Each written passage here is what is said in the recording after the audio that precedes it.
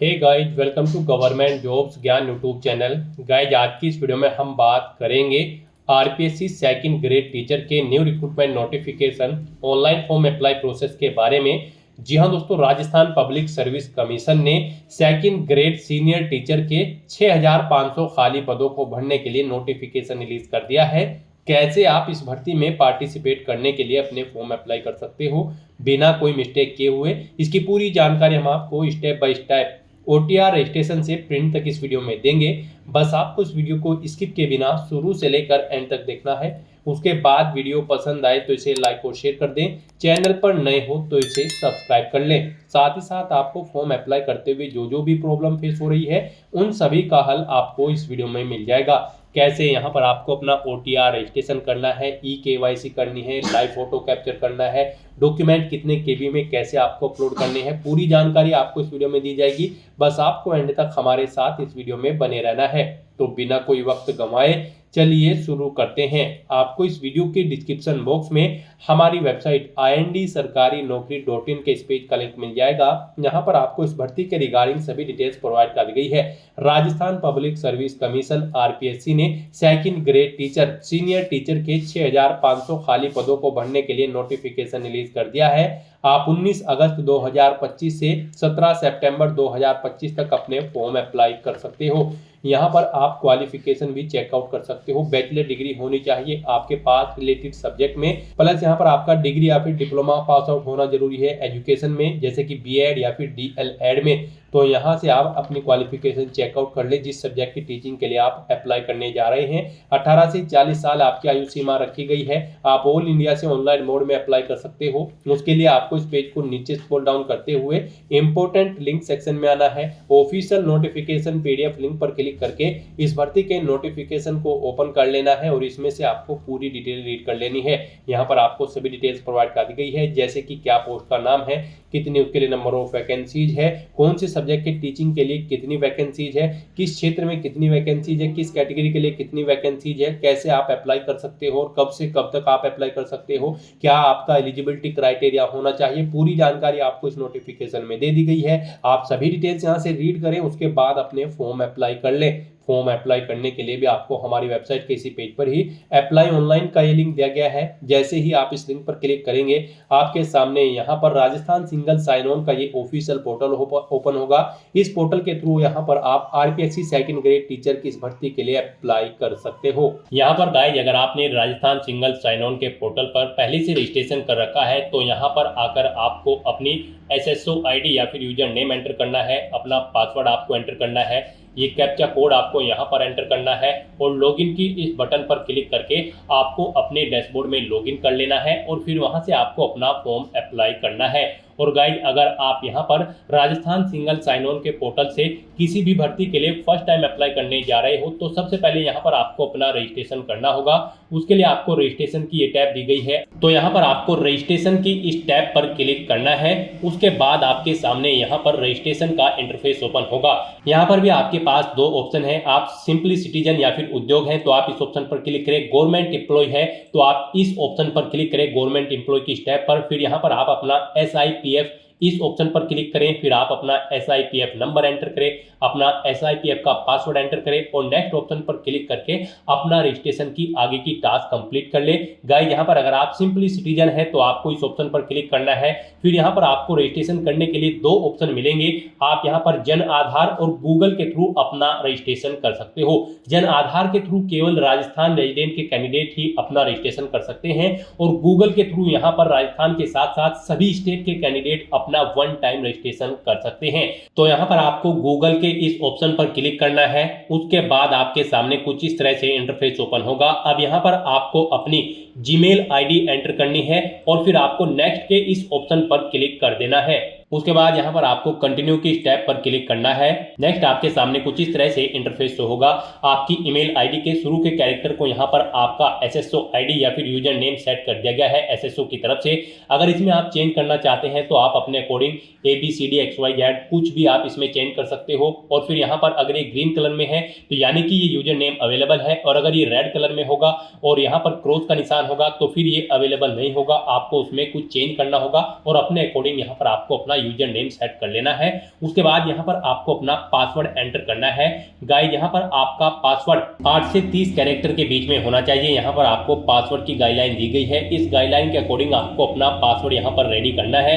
आपको कुछ इस फॉर्मेट में अपना पासवर्ड यहाँ पर रेडी करना है। मीन्स आपका पासवर्ड यहाँ पर अल्फा न्यूमेरिक फॉर्मेट में होना चाहिए। आपके पासवर्ड में कम से कम एक अपर केस कैरेक्टर, एक लोअर केस कैरेक्टर, एक इंटीजर नंबर और एक स्पेशल कैरेक्टर जैसे कि @ या फिर डॉलर होना चाहिए। तो इस फॉर्मेट में यहाँ पर आपको अपना पासवर्ड सेट करना है। वही पासवर्ड आपको कंफर्म पासवर्ड फील्ड में एंटर करना है। उसके बाद यहाँ पर आपको अपना मोबाइल नंबर एंटर करना है। फिर आपको इसे नीचे स्क्रॉल डाउन करना है। फिर यहाँ पर आपको अपना मोबाइल नंबर एंटर करना है या फिर ईमेल आईडी एंटर करनी है। और उसके बाद गाइस यहाँ पर आपको रजिस्टर की इस टैब पर क्लिक कर देना है। इस तरह से यहाँ पर आपका रजिस्ट्रेशन सक्सेसफुली कंप्लीट हो जाएगा। आपको एक यूजर आईडी और पासवर्ड आपके रजिस्टर्ड मोबाइल नंबर पर सबमिट कर दिया गया है। आपको उसे केयरफुली नोट डाउन करके रख लेना है फ्यूचर यूज के लिए। और यहाँ पर अब आपको ओके के इस बटन पर क्लिक करना है। नेक्स्ट आपके सामने कुछ इस तरह से इंटरफेस ओपन होगा। गाइस यहाँ पर अब आपको अपनी SSO आईडी या फिर यूजर नेम एंटर करना है। उसके बाद आपको अपना पासवर्ड एंटर करना है जो आपके मोबाइल नंबर पर आया है या फिर आपने जो क्रिएट किया है। उसके बाद आपको ये कैप्चा कोड यहाँ पर एंटर करना है और फिर आपको यहाँ पर लॉगिन की इस टैब पर क्लिक कर देना है।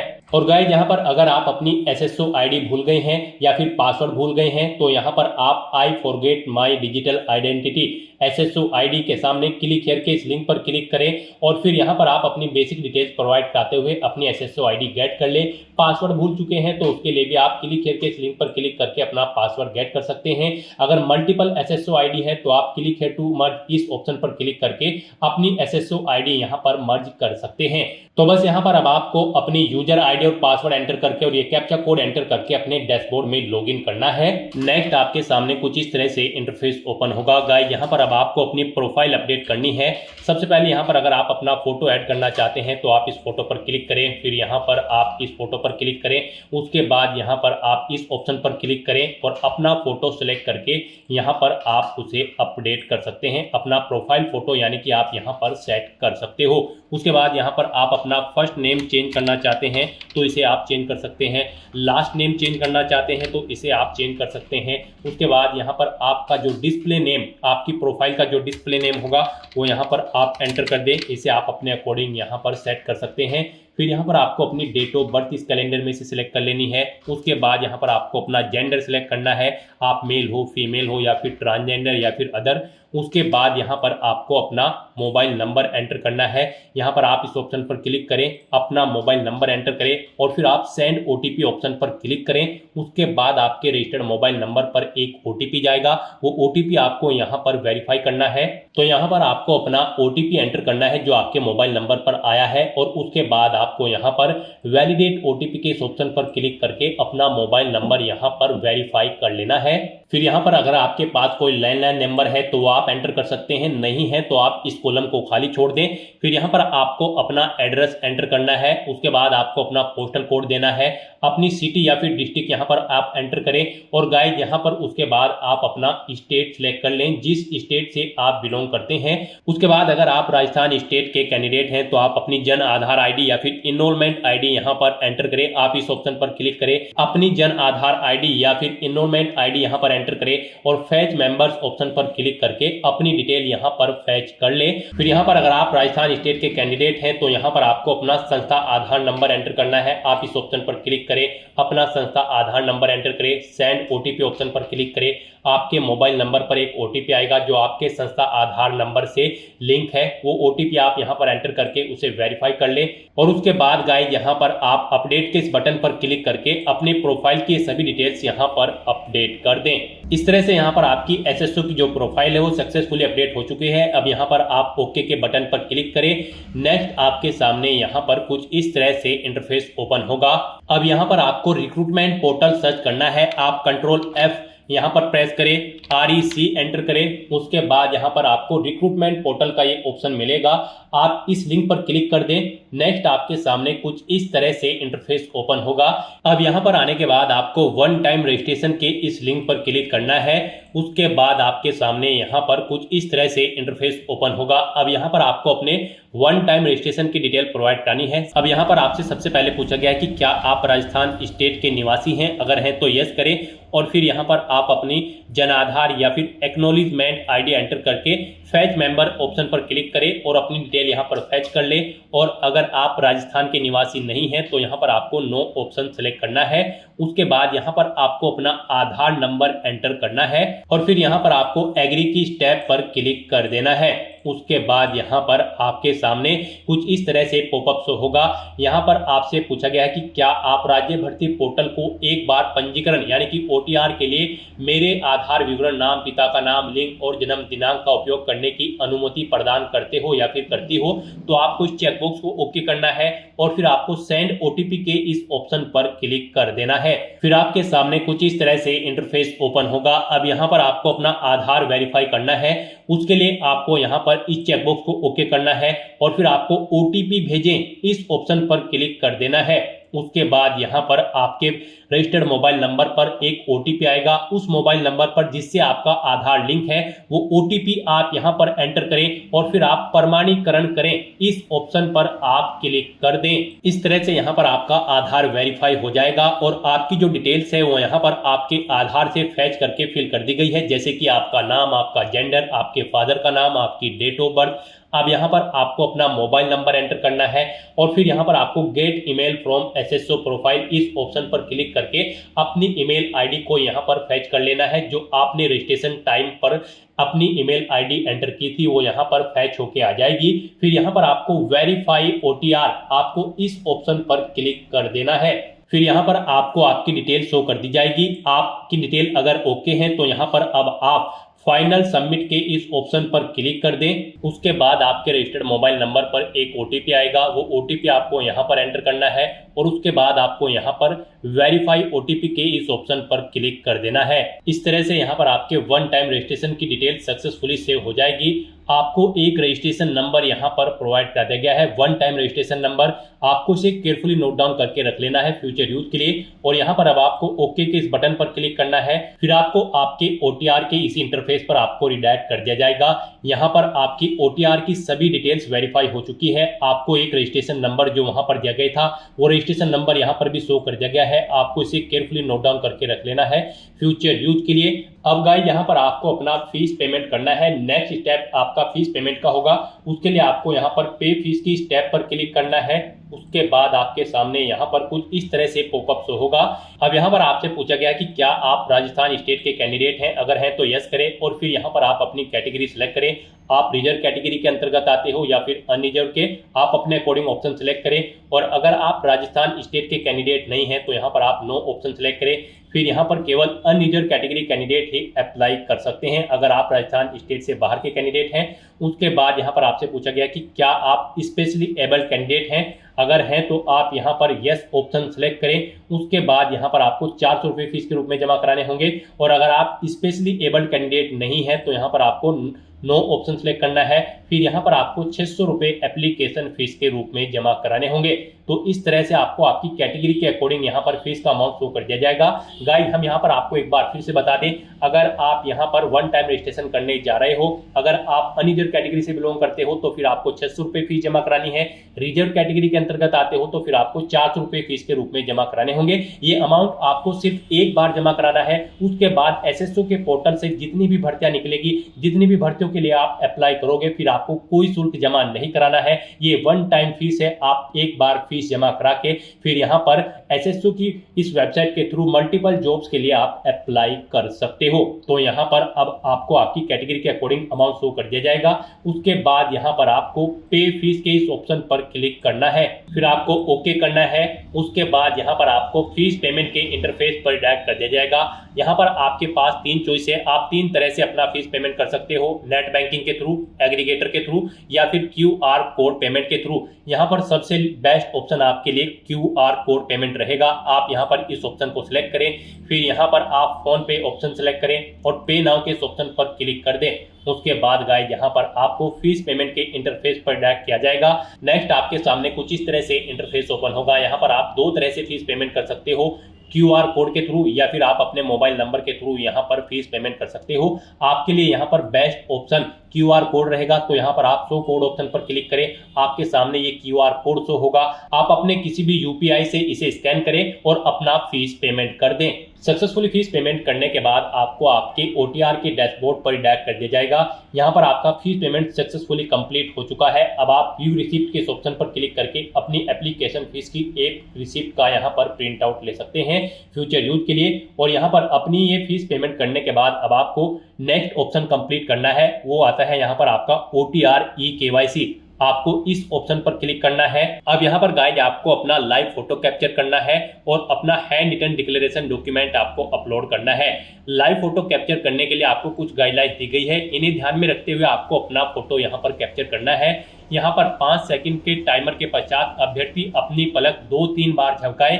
यदि आपकी फोटो बंद आंखों के साथ कैप्चर हुई है तो आप दोबारा से अपनी फोटो कैप्चर करें और फोटो कैप्चर करते समय आपको कैमरे की तरफ देखना है। अगर आप चश्मे का इस्तेमाल करते हैं तो आप अपना फोटो चश्मे के साथ ही लें, परंतु इस बात का ध्यान रखें कि चश्मे पर रोशनी के कारण फोटो अस्पष्ट अथवा चमक के साथ कैप्चर ना हो। बिल्कुल साफ फोटो आपका होना चाहिए। साथ ही साथ यहाँ पर अभ्यर्थियों को सुनिश्चित करना होगा कि लाइव फोटो साफ एवं पर्याप्त रोशनी में पृष्ठभूमि के साथ ली गई हो। धुंधली अथवा अंधकार में फोटो यहाँ पर एक्सेप्ट नहीं होगी। गाइस यहाँ पर अगर आपका फोटो स्पष्ट नहीं है तो आप बार बार अपना फोटो कैप्चर कर सकते हैं, परंतु एक बात आपको याद रखनी है, OTP के माध्यम से वेरिफिकेशन के पश्चात फाइनल सबमिट किए जाने के बाद आपको अवसर नहीं मिलेगा। उससे पहले ही आपको अपना फोटो यहाँ पर कैप्चर कर लेना है, फिर आप चेंज नहीं कर पाओगे। तो यहाँ पर इन दिशा निर्देश को रीड करने के बाद आपको इस चेकबॉक्स को ओके करना है। उसके बाद आपको टेक फोटो इस ऑप्शन पर क्लिक करना है। तो यहाँ पर अपना फोटो कैप्चर करने के बाद फिर आपको अपना handwritten declaration document upload करना है। उसके लिए यहाँ पर आपको फॉर्मेट दिया गया है, आप सैंपल फाइल के इस लिंक पर क्लिक करें। नेक्स्ट आपके सामने यहाँ पर ये PDF ओपन हो जाएगी। गाइस यहाँ पर आपको इस PDF का एक हार्ड कॉपी प्रिंट आउट ले लेना है और उसके बाद आपको उस हार्ड कॉपी प्रिंट आउट पर अपना नाम मेंशन करना है, अपने फादर का नाम मेंशन करना है, अपनी डेट ऑफ बर्थ देनी है, यहाँ पर आपको अपने हस्ताक्षर करने हैं और उसके बाद आपको ये कंप्लीट डाटा फिर यहाँ पर मेंशन कर देना है अपने हाथ से ब्लू इंक पेन से। और उसके बाद यहाँ पर आपको अपने सिग्नेचर कर देने हैं। फिर ऐसे ही आपको यहाँ पर इंग्लिश में भी अपनी राइटिंग देनी है। उसके लिए यहाँ पर आपको इंग्लिश का परफॉर्मा दिया गया है। यहाँ पर भी आने के बाद आपको फिर अपना नाम एंटर करना है इंग्लिश में, अपने फादर का नाम एंटर करना है इंग्लिश में, अपनी डेट ऑफ बर्थ देनी है और फिर यहाँ पर आपको अपने सिग्नेचर करने हैं। और उसके बाद आपको ये कंप्लीट डाटा फिर अपने हैंड से ब्लू इंक पेन से आपको फिर दोबारा से इंग्लिश में यहाँ पर राइट कर देना है। उसके बाद गाइस यहाँ पर आपको अपनी SSO ID एंटर करनी है, अपना OTR वन टाइम रजिस्ट्रेशन का जो नंबर आपको मिला है वो रजिस्ट्रेशन नंबर यहाँ पर आपको एंटर करना है, अपना परमानेंट एड्रेस आपको यहाँ पर मेंशन कर देना है और यहाँ पर आपको अपने सिग्नेचर कर देने हैं। इस तरह से आपको अपना ये हैंड रिटन डिक्लेरेशन डॉक्यूमेंट तैयार कर लेना है और फिर इसका आपको फोटो खींचकर अपने कंप्यूटर में सेव कर लेना है, यानी कि इसकी एक सॉफ्ट कॉपी। और फिर आपको अपना वो डॉक्यूमेंट यहाँ पर अपलोड करना होगा। यहाँ पर आपका ये डॉक्यूमेंट PDF फॉर्मेट में होना चाहिए, साइज उसका 100 से 200 KB के बीच में होना चाहिए। तो यहाँ पर आपको चूज फाइल बटन पर क्लिक करना है, फाइल को सिलेक्ट करना है और अपना ये हैंड रिटन डिक्लेरेशन डॉक्यूमेंट यहाँ पर अपलोड कर देना है। गाइस हम आपको सैंपल के तौर पर दिखा रहे हैं, कुछ इस तरह से यहाँ पर आपको अपना हैंड रिटन डिक्लेरेशन डॉक्यूमेंट तैयार करना है और फिर इसे आपको अपलोड कर देना है। अपना फोटो अपलोड करने के बाद और हैंड रिटन डिक्लेरेशन अपलोड करने के बाद अब आपको सबमिट eKYC की इस टैब पर क्लिक करना है। उसके बाद में आपको इन चेक बॉक्सेस को ओके करना है और सेंड OTP की टैब पर क्लिक कर देना है। एक OTP आपके मोबाइल नंबर और ईमेल एड्रेस पर सबमिट किया गया है, वो OTP आपको इस बॉक्स में एंटर करना होगा और फाइनल सबमिट की इस टैब पर क्लिक कर देना होगा। इस तरह से आपकी OTR eKYC कंप्लीट हो चुकी है। तो यहाँ पर अब आपके तीनों स्टेप कंप्लीट हो चुके हैं, आपकी प्रोफाइल यहाँ पर अपडेट हो चुकी है, फीस पेमेंट आप कर चुके हो, अपनी eKYC आप कंप्लीट कर चुके हो। अब यहाँ पर आकर आपको होम के इस लिंक पर क्लिक कर देना है। उसके बाद यहाँ पर आपको आपके डैशबोर्ड में डायरेक्ट कर दिया जाएगा। फिर यहाँ पर आपको अपने डैशबोर्ड में ऑन गोइंग रिक्रूटमेंट के सेक्शन में आना है। यहाँ पर आकर गाइज आपको senior teacher secondary education COMP exam 2025 RPSC के इस सेक्शन में अप्लाई नाउ की इस टैब पर क्लिक करना है इस भर्ती पर अप्लाई करने के लिए। नेक्स्ट आपके सामने कुछ इस तरह से इंटरफेस ओपन होगा। अब यहाँ पर आप जिस भी सब्जेक्ट की टीचिंग के लिए अप्लाई करना चाहते हैं उसकी टैब पर क्लिक करें। नेक्स्ट आपके सामने OTR डेटा रिव्यू का ये पॉपअप शो होगा। यहाँ पर अगर आप अपडेट करना चाहते हैं अपने OTR में तो आप अपडेट के ऑप्शन पर क्लिक करके अपडेट कर सकते हैं, नहीं तो यहाँ पर बस अब आपको प्रोसीड के इस ऑप्शन पर क्लिक कर देना है। नेक्स्ट यहाँ पर आपको अपनी बेसिक डिटेल प्रोवाइड करनी है। यहाँ पर आपको कुछ चीज़ें आपकी ऑटोमेटिकली फिल मिल जाएगी जो आपने OTR करते समय फिल की थी। अब यहाँ पर आपको अपनी मदर का नाम एंटर करना है। उसके बाद यहाँ पर आपको अपनी कैटेगरी सिलेक्ट करनी है। फिर यहाँ पर आपसे पूछा गया कि क्या आप person with benchmark disability category candidate हैं, अगर हैं तो आप यस करेंगे। फिर अपनी यहाँ पर उप श्रेणी सिलेक्ट करेंगे। उसके बाद आपसे पूछा गया कि क्या आपको श्रुति लेखक की आवश्यकता होगी एग्जाम में, तो यहाँ पर आप येस या नो ऑप्शन सेलेक्ट करेंगे। अगर येस करते हैं और फिर आपसे पूछा जाएगा कि उसका इंतजाम आप स्वयं करेंगे या फिर विभाग को करना होगा, यहाँ पर आपको ऑप्शन सेलेक्ट करना होगा। फिर आपको अपना मैरिटल स्टेटस यहाँ पर देना होगा, आप मैरिड हो या फिर अनमैरिड, या आपको यहाँ पर ऑटोमेटिकली फिर मिलेगा जो आपने OTR में फिल किया होगा। फिर यहाँ पर आपको बताना होगा अगर आप मैरिड होंगे, आपकी जीवन साथी की मृत्यु हो चुकी है तो वो डेट आपको यहाँ पर देनी होगी। यहाँ पर जीवन साथी का नाम आपको देना होगा, जीवन साथी के पिता का नाम आपको देना होगा। अगर आप मैरिड होंगे शादी की तारीख आपको देनी होगी, और अगर नहीं है तो फिर आपको ये ऑप्शन डिसेबल कर दिए जाएंगे। फिर यहाँ पर आपको अपने जीवित बालकों की संख्या देनी है अगर आप मैरिड हो, और अगर आप अनमैरिड हो तो फिर यहाँ पर आप 000 एंटर कर देंगे। उसके बाद यहाँ पर आपको अपना मोबाइल नंबर, ईमेल ID, आधार ID ऑटोमेटिकली फिर मिल जाएगी जो आपने OTR टाइम पे प्रोवाइड कराई थी। फिर यहाँ पर आपसे पूछा गया कि क्या आप राजस्थान के अनुसूचित क्षेत्र से संबंधित है, अगर है तो आप यस करेंगे, नहीं तो नो ऑप्शन सेलेक्ट करेंगे।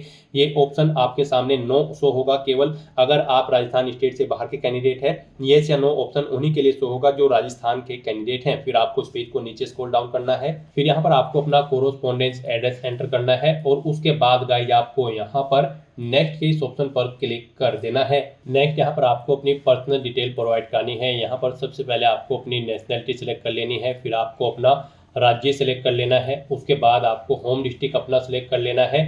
उसके बाद गाइज यहाँ पर आपको अपना होम ब्लॉक, तहसील, विलेज सेलेक्ट कर लेना है। फिर आपसे पूछा गया कि क्या आप इंडिया के बाहर से स्थापित हुए हैं, इंडिया में अगर हुए हैं तो आप यस करेंगे, और फिर वो कंट्री सेलेक्ट करेंगे जिससे आप यहाँ पर इंडिया में स्थापित हुए हैं। नहीं हुए हैं तो आप नो ऑप्शन सेलेक्ट करेंगे। उसके बाद आपसे पूछा गया है कि क्या आप एक सर्विसमैन कैंडिडेट हैं, अगर हैं तो आप यस करेंगे। सर्विस का स्टेटस देंगे, आप यहाँ पर NOC टेकन है या फिर रिटायर्ड है। अगर रिटायर्ड है तो अपना PPO नंबर दें, रिटायरमेंट की डेट सेलेक्ट करें, और अगर आप NOC ले रखी है तो फिर NOC लेटर नंबर देना होगा, डेट ऑफ NOC यहाँ पर आपको सेलेक्ट करनी होगी। और अगर आप एक सर्विसमैन कैंडिडेट नहीं है तो सिंपली यहाँ पर आप नो ऑप्शन सेलेक्ट करें, आगे की डिटेल फिर आपको नहीं देनी है। फिर आपसे पूछा गया कि क्या यहाँ पर आप स्पोर्ट पर्सन हैं, अगर हैं तो आप यस करेंगे। फिर यहाँ पर आप अपना टाइप सेलेक्ट करेंगे, नेशनल लेवल के खिलाड़ी हैं या फिर इंटरनेशनल, आप अपने अकॉर्डिंग ऑप्शन सेलेक्ट करें और फिर उसकी डिटेल यहाँ पर प्रोवाइड करें, जैसे कि खेल का नाम देना है, संस्था का नाम देना है, पार्टिसिपेशन का ईयर देना है, टूर्नामेंट का प्रकार आपको सिलेक्ट करना है, क्या आप विजेता है या प्रतिभागी हैं, आप ऑप्शन सेलेक्ट करें, क्या आपने राष्ट्रीय टूर्नामेंट में पदक जीता है वो बताएं, मेडल का प्रकार यहाँ पर आप सिलेक्ट करें, और अगर आप स्पोर्ट पर्सन नहीं हैं तो आप नो ऑप्शन सेलेक्ट कर लेंगे। फिर आपसे पूछा गया कि क्या आप यहाँ पर NCC कैडेट इंस्ट्रक्टर है, अगर हैं तो आप यस करेंगे। कब से कब तक थे वो डेट आप सिलेक्ट करेंगे, नहीं है तो आप नो ऑप्शन सेलेक्ट करेंगे। क्या आप भूतपूर्व कैदी हैं, अगर हैं तो आप यस करेंगे, और फिर कब से कब तक थे वो डेट आप सिलेक्ट करेंगे, नहीं है तो नो ऑप्शन सेलेक्ट करेंगे। फिर आपसे पूछा गया कि क्या आप मौजूदा सरकारी विभाग, सार्वजनिक कर्मचारी, उपक्रम कर्मचारी है, अगर हैं तो आप यहाँ पर यस करेंगे, और फिर सर्विस का नाम देंगे, किस डिपार्टमेंट में आपने सर्विस की है, और अगर नहीं है तो फिर यहाँ पर आपको गवर्नमेंट, अगर आप गवर्नमेंट एम्प्लॉय हैं तो यहाँ पर आपको सब कैटेगरी सेलेक्ट करनी होगी, ऑर्गेनाइजेशन का नाम देना होगा, नहीं है तो यहाँ पर गाइड आपको ये ऑप्शन सेलेक्ट करने की ज़रूरत नहीं है, इन्हें आप ऐसे ही छोड़ दें। फिर आपको यहाँ पर post designation, date of appointment देनी होगी, अगर आप यहाँ पर government employ choose sub category करते हैं। फिर यहाँ पर आपको अपनी एडिशनल कैटेगरी सेलेक्ट करनी है, अगर यहाँ पर आप इमरजेंसी कमीशन से रिलीज हैं या फिर आप आर्मी पर्सनल हैं तो आप इन चेक बॉक्सेस को ओके करें, नहीं है तो इनको ऐसे ही रहने दें। और फिर गाइड यहाँ पर आप नेक्स्ट के इस ऑप्शन पर क्लिक कर दें। नेक्स्ट यहाँ पर आपको अपनी एजुकेशनल क्वालिफिकेशन और एक्सपीरियंस की डिटेल प्रोवाइड करनी है। उसके लिए आपको सबसे पहले इस चेकबॉक्स को ओके करना है, और फिर यहाँ पर आप चेकआउट कर सकते हो अगर आप Hindi, English, mathematics, Sanskrit, Urdu, Punjabi, Sindhi and Gujarati subject के लिए अप्लाई कर रहे हैं इस सब्जेक्ट के टीचर के लिए, तो आपके पास यहाँ पर ग्रेजुएट डिग्री होनी जरूरी है रिलेटेड सब्जेक्ट के अंतर्गत। एज ऑप्शनल सब्जेक्ट के तौर पर यहाँ पर आपके पास डिग्री या फिर डिप्लोमा होना चाहिए एजुकेशन में, जैसे कि बीएड या फिर डीएलएड। और अगर आप यहाँ पर साइंस टीचर के लिए अप्लाई कर रहे हैं तो आपके पास बैचलर डिग्री होनी चाहिए एटलीस्ट 2 सब्जेक्ट के साथ। ऑप्शनल सब्जेक्ट यहाँ पर आपके पास physics, chemistry, zoology, botany, microbiology, biotechnology and biochemistry रहेंगे। प्लस यहाँ पर आपके पास डिग्री या फिर डिप्लोमा होना चाहिए एजुकेशन में। ऐसे ही यहाँ पर आप सोशल साइंस की टीचर के लिए भी अपनी क्वालिफिकेशन चेकआउट कर सकते हो। तो दोस्तों यहाँ पर अब आपको अपनी क्वालिफिकेशन की डिटेल देनी है। सबसे पहले यहाँ पर आपको अपनी 10वीं क्लास की डिटेल प्रोवाइड करनी है। यहाँ पर आपको सब्जेक्ट देने हैं 10वीं के, जो सब्जेक्ट आपके पास थे, बोर्ड का नाम देना है जिस बोर्ड से आपने अपनी 10वीं क्लास पास आउट की है, 10वीं का रोल नंबर यहाँ पर आपको एंटर करना है। परीक्षा का परिणाम आपका सीजीपीए में था, ग्रेड में था या फिर परसेंटेज में, आप यहाँ पर ऑप्शन सेलेक्ट करें। पासिंग ईयर यहाँ पर आप सिलेक्ट करें। उसके बाद कितने % मार्क्स आपने ऑब्टेन किए हैं वो यहाँ पर आप एंटर करें। ऐसे ही फिर यहाँ पर आपको अपनी 12वीं क्लास की डिटेल ऐड कर देनी है। फिर आपको अपनी ग्रेजुएशन या फिर इसके इक्विवेलेंट अगर आपके पास कोई क्वालिफिकेशन है तो उसकी डिटेल देनी है। यहाँ पर आपको बताना है अपने सब्जेक्ट जिसमें आपने ग्रेजुएशन पास आउट की है, किस यूनिवर्सिटी से की है वो यूनिवर्सिटी का नाम दे। फिर ग्रेजुएशन का रोल नंबर एंटर करें। रिजल्ट आपका सीजीपीए में था, ग्रेड में था, पास था या परसेंटेज। यहाँ पर फाइनल ईयर अपियर कैंडिडेट भी अप्लाई कर सकते हैं। फिर आपको result awaited appearing option select करना होगा। परसेंटेज में अगर था तो फिर यहाँ पर आप ईयर सेलेक्ट करें, कब आपने अपनी ग्रेजुएशन पास आउट की है, कितने % मार्क्स आपने इसमें ऑब्टेन किए हैं वो आप एंटर करें। फिर यहाँ पर बीएड या फिर इसके इक्विवेलेंट अगर आपने एग्जाम पास आउट कर रखा है। गाइस, इस भर्ती में पार्टिसिपेट करने के लिए आपके पास ग्रेजुएट डिग्री होनी चाहिए प्लस बीएड या फिर बीएलएड की डिग्री या फिर डिप्लोमा यहाँ पर आपके पास होना चाहिए अगर आप इस भर्ती में पार्टिसिपेट करने जा रहे हो। तो यहाँ पर अगर आपने बीएड या फिर इसके इक्विवेलेंट कोई एग्जाम पास आउट किया है तो उसकी डिटेल यहाँ पर आप प्रोवाइड कर सकते हैं। यहाँ पर आप सब्जेक्ट बताएं किस सब्जेक्ट में आपने पास आउट किया है, बोर्ड या यूनिवर्सिटी या इंस्टीट्यूट का नाम दें, रोल नंबर एंटर करें, रिजल्ट बताएं वो परसेंटेज में है, ग्रेड में है या फिर अवेटेड है या फिर सीजीपीए में है, पासिंग ईयर दें, कितने % मार्क्स ऑब्टेन किए हैं वो यहाँ पर आप एंटर करें। ऐसे ही यहाँ पर अगर आपने डिप्लोमा इन एजुकेशन या फिर कोई पोस्ट ग्रेजुएशन डिग्री या फिर कोई अन्य क्वालिफिकेशन कर रखी है तो उनकी डिटेल भी आप सेम ऐसे ही यहाँ पर प्रोवाइड कर सकते हैं। फिर यहाँ पर गाइड आपको अगर एक्सपीरियंस है तो आप यस करें और फिर अपने एक्सपीरियंस की डिटेल दें, नहीं है तो आप नो ऑप्शन सेलेक्ट रहने दें।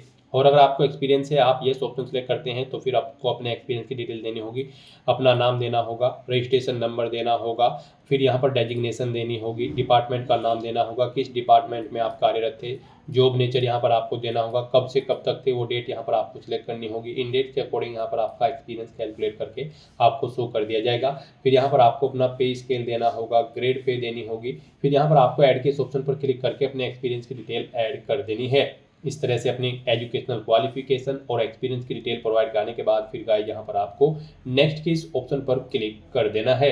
फिर आपके सामने ये पॉपअप शो होगा, आप इन दोनों चेक बॉक्सेस को ओके करें और उसके बाद सेंड ओटीपी के इस ऑप्शन पर क्लिक कर दें। फिर यहाँ पर आपके रजिस्टर्ड मोबाइल नंबर और ईमेल आईडी पर एक ओटीपी सबमिट किया गया है, वो ओटीपी आपको यहाँ पर एंटर करना है और उसके बाद फिर गाइस यहाँ पर आपको वेरीफाई ओटीपी के ऑप्शन पर क्लिक करते हुए अपना ओटीपी वेरीफाई कर लेना है। नेक्स्ट यहाँ पर आपको अपने सिग्नेचर और लेफ्ट थंब इंप्रेशन अपलोड करने हैं। फोटो यहाँ पर आपका ऑटोमेटिकली आपको अपलोड मिलेगा जो आपने ओटीआर करते समय किया था।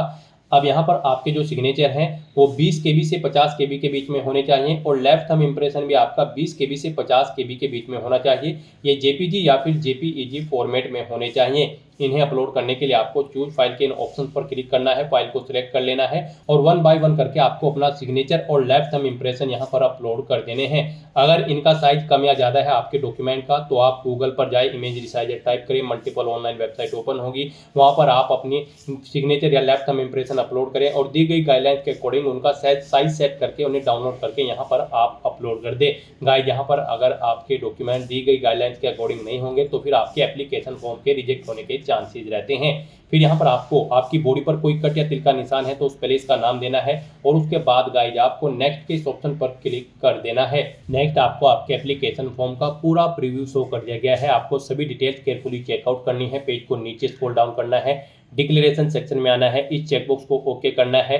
यहाँ पर कोई मिस्टेक है तो आप अपडेट के इस ऑप्शन पर क्लिक करके अपडेट कर सकते हैं, नहीं तो यहाँ पर बस अब आपको फाइनल सबमिट के इस ऑप्शन पर क्लिक कर देना है। फिर आपके सामने ये पॉपअप शो होगा, आप इस चेकबॉक्स को ओके करें और उसके बाद सेंड ओटीपी के इस ऑप्शन पर क्लिक कर दें। फिर आपके रजिस्टर्ड मोबाइल नंबर और ईमेल आईडी पर एक ओटीपी आया होगा, वो ओटीपी आपको यहाँ पर एंटर करना है और उसके बाद वेरीफाई ओटीपी के इस ऑप्शन पर क्लिक करके अपना ओटीपी वेरीफाई कर लेना है। इस तरह से यहाँ पर आपका एप्लीकेशन फॉर्म सक्सेसफुली सबमिट हो चुका है। अब आप प्रिंट के इस ऑप्शन पर क्लिक करके अपने एप्लीकेशन फॉर्म का एक हार्ड कॉपी प्रिंट आउट ले लें, फ्यूचर यूज के लिए, फ्यूचर रेफरेंस के लिए। और गाइस यहाँ पर आप रिक्रूटमेंट माई रिक्रूटमेंट के इस लिंक पर क्लिक करके अपने डैशबोर्ड में जाकर अपने एप्लीकेशन फॉर्म का स्टेटस भी चेकआउट कर सकते हो कि वो सक्सेसफुली सबमिट हो चुका है या फिर नहीं। तो दोस्तों ऐसे आप आरपीएससी सेकंड ग्रेड टीचर के 6500 खाली पदों को भरने के लिए अपना फॉर्म अप्लाई कर सकते हो बिना कोई मिस्टेक किए हुए। आज की इस वीडियो में बस इतना ही। आई होप ये वीडियो आपको पसंद आई होगी। अगर पसंद आई हो तो इसे लाइक और शेयर करें। चैनल पर नए हो तो इसे सब्सक्राइब कर लें। Thanks for watching.